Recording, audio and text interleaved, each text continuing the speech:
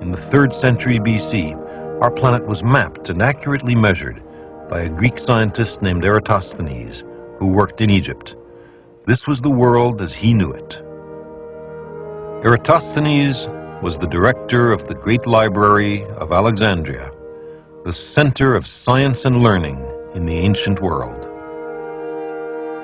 Aristotle had argued that humanity was divided into Greeks and everybody else, who he called barbarians, and that the Greeks should keep themselves racially pure.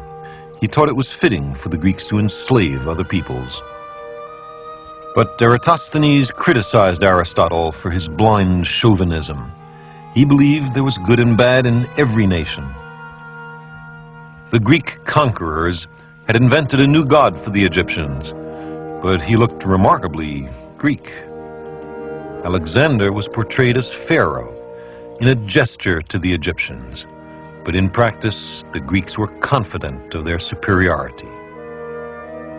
The casual protests of the librarian hardly constituted a serious challenge to prevailing prejudices.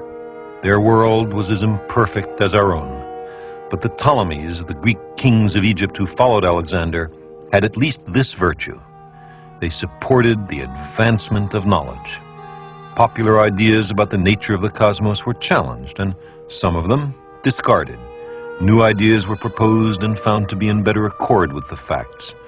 There were imaginative proposals, vigorous debates, brilliant syntheses, and the resulting treasure of human knowledge was recorded and preserved for centuries on these shelves.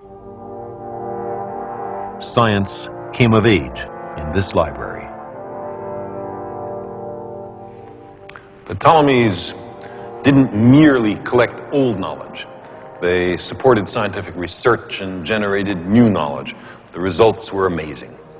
Eratosthenes accurately calculated the size of the Earth.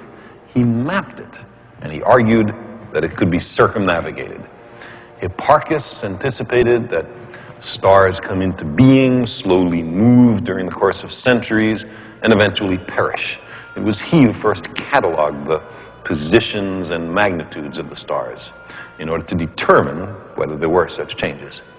Euclid produced a textbook on geometry which human beings learned from for 23 centuries. It's still a great read, full of the most elegant proofs.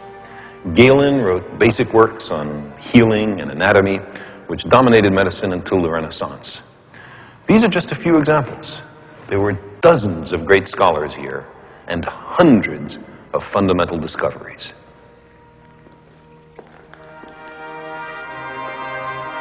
Some of those discoveries have a distinctly modern ring.